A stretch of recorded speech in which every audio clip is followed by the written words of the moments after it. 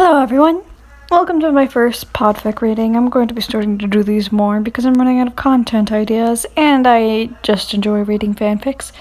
Today's fic is called Bang. It's by holy underscore the underscore alligator. This is a angst fic and it's extremely dark. This is rated explicit. The archive warnings include graphic descriptions of violence, major character death. All of the other additional tags and trigger warnings will be in the description. Please go and read those. Now, here's the summary. Izuku is tired, so tired. He's given up. He knows he'll never be a hero, but instead of going on his own, he'll just bring everyone down with him. No, I'm going to read the notes because the notes are important as well. This is extremely dark. I am warning you. Read at your own risk, or in this case, listen at your own risk. There are more notes at the end. I'll see if I need to read those. Midoriya Izuku walked to school that day. He missed the train. It had been 2 months since that day. The day Bakugou told him to kill himself. You want to be a hero so bad? Here's an idea for you. Take a swan dive through for the building and pray for a quirk in your next life. So, can you be a hero without a quirk? I should think not. He had a large blue duffel bag he'd been using the past couple weeks. Since the kids at school finally destroyed his backpack, he wouldn't need it anymore after today, though. His uniform was a little burnt and torn up. It was the last one. He wouldn't need it after today, though. He had forgotten his notebook at home, but he wouldn't need it. He memorized everything anyway. He wouldn't need his memory after today, though. After today, he wouldn't be going to the shithole that is Aldera. Soon to be was. If he can't be a hero, no one can. 8:56 a.m. Izuku was about an hour late. He'd never been this late before. His bag weighed heavy upon his shoulders, further adding to the weight of what he was about to do. He stared at his phone as the minutes passed by. It was 9 o'clock. He walked in. Oh, hello there. Hello, Midoriya. The woman at the front desk spoke. Izuku smiled at her. Hi, sorry I'm late again. I missed the train and decided to walk. The assistant bent over to open the drawer as she pulled out the sign-in sheet for late students. She stood up, only to sat back down at the barrel of a gun. Fear overtook the features of her. Hey, Midoriya, put that down. No need to do anything brash or stupid here. I'm truly so very sorry, miss, but I've made my choice. Bang! Thud. Izuku kept his sunshine smile even as her blood splattered all over his face. He needed to move fast. People were most likely wondering what the sound was. He would investigate it. Then the police and heroes would be called. Then it would be over. Izuku moved into the main hallway, zipping open the duffel bag and pulling out a rifle. Ever since quirks had came around, the government had cared less and less about firearms. The reason there were so many of them on the streets is not because of the restrictions, but because everyone forgot about them. Restrictions were practically non-existent now. Most said it was certainly easier to acquire a gun in Japan than the U.S., especially if you were quirkless. 9 o'clock a.m. Bakugou sat up in class, Josephine taking notes. He occasionally glanced at the nerd's empty seat. Never once had the Deku been late. Maybe he's finally ended his pathetic life. It took him long enough. Fucking waste of space. Then he heard it, the muffled bangs. Then the announcement came over the speakers. All students and staff, we are entering a lockdown. This is not a drill. There is an active shooter on campus. I repeat, there is an active shooter on campus. Quickly, the teachers covered the windows and locked the door and huddled everyone to the back of the class. Gunshots approached, then went past the room. Silence. Izuku walked along. He had managed to not get any more blood on him. Surprisingly, he saw his classroom and then walked right past it. Business before pleasure, as they say. He'd be back for Bakugou Katsuki. His free hand reached into his pocket where a feathered knife sat. He'd get his revenge. 9:13 a.m. The first hero and police arrived on the scene.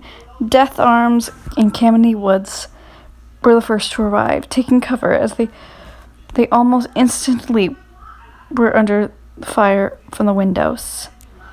The police barricaded the area and called in special response teams as the gunshots inside the building continued on and on. Suddenly, the shots stopped. It went silent for a few minutes, but it didn't mean it was over. 9:22 a.m. Izuku stood in front of the door of his classroom. He waited for the time to turn to 9:25. He was silent. He looked at the clock and pointed his gun at the handle. He continued to wait. 9:25 a.m. It was 9:25 a.m. when Recovery Girl arrived on scene. She had been called in specifically to join the officers on the raid to help heal anyone she could. Oh dear, this doesn't look too good. Heroes and police on scene. I briefed her as they did. SWAT arrived and received an update on the scene, briefing as they prepared for entry. 9:25 a.m. Izuku heard sirens of the incoming units. He scowled deeply afterwards. He pulled the trigger on the rifle. Bang!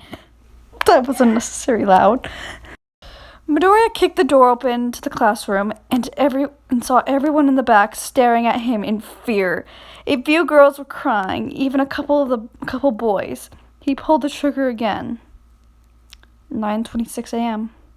The police heard the gunfire erupting inside again. The SWAT quickly assembled and breaching the building afterwards, with multiple heroes joining the entry team. The team entered quickly, moving through the building towards the shooting. In less than half of a minute, they were on the floor where the shots were coming from. They entered the room. They entered the floor and searched the rooms as the gunshots ended. 9:27 a.m. Izuku laughed as he cried. He was covered in blood. Things have gotten a bit personal. Some tried to be heroes.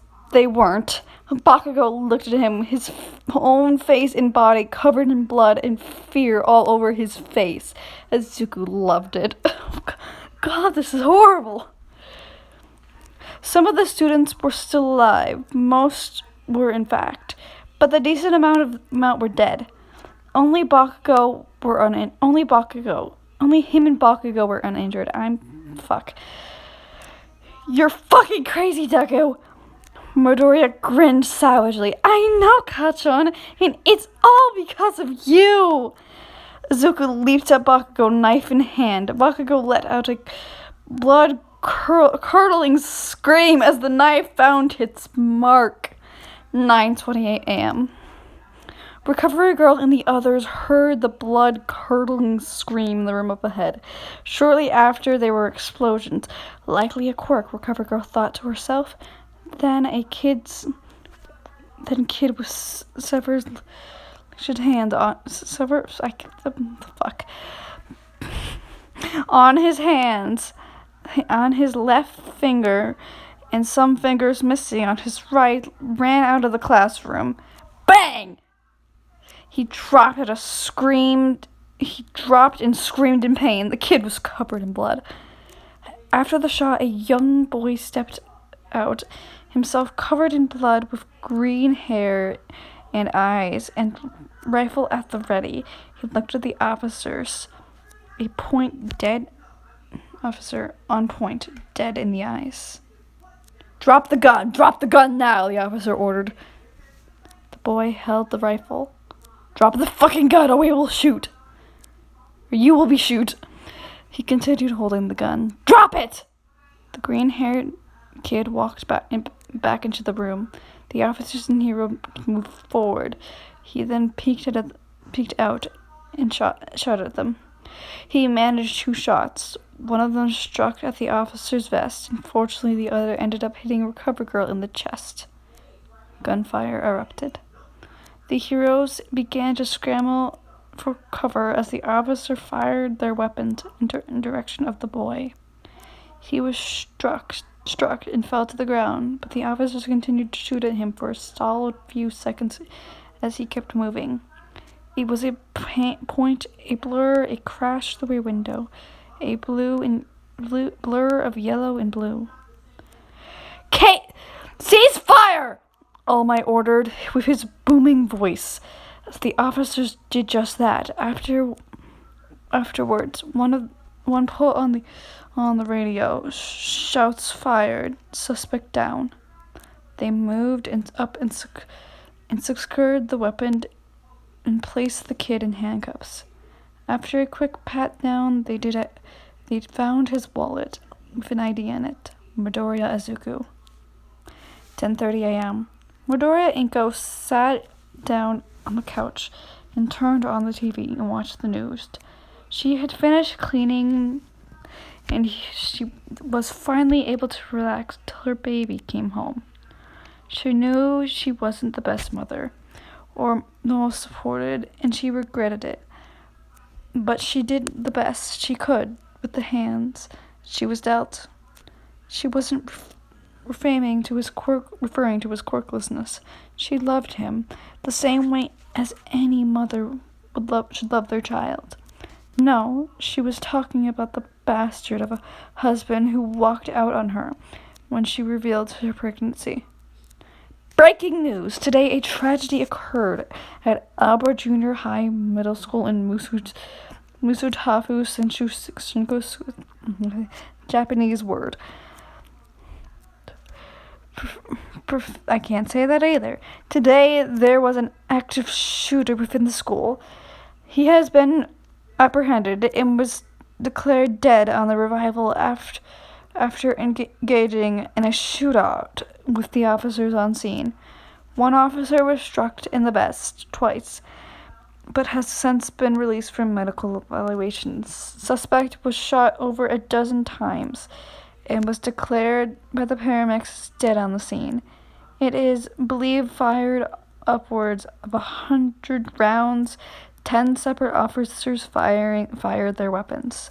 We pray for the victims of the prevalent tragedy. Over 60 students were shot, with 15 receiving fatal wounds.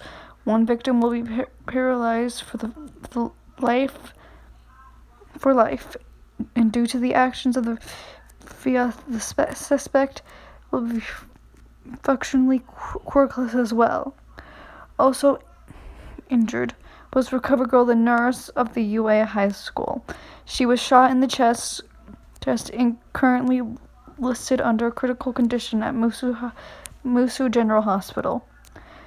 Inko stared at the screen with wide eyes and jaw dropped as far as someone could detach it. Would be impressed. Someone who could detach it would be impressed. Elsewhere, a certain lizard-like girl by the name of, I'm sorry, I cannot say that name, felt an extreme sense of being impressed by someone else's actions. Nice. What the fuck? How could someone do such a thing? It was that someone knocked on the door of her apartment. Inko ran to open it and stood there, an officer with a cat mutant.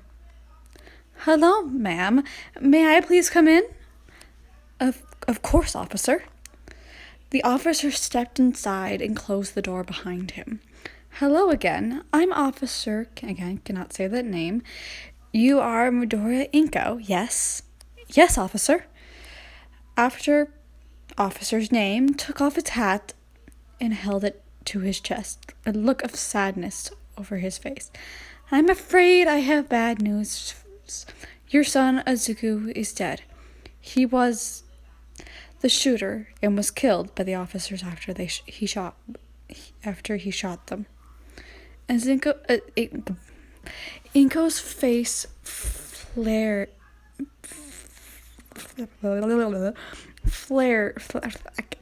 through several different emotions before her brain settled on one thing. Her baby was dead.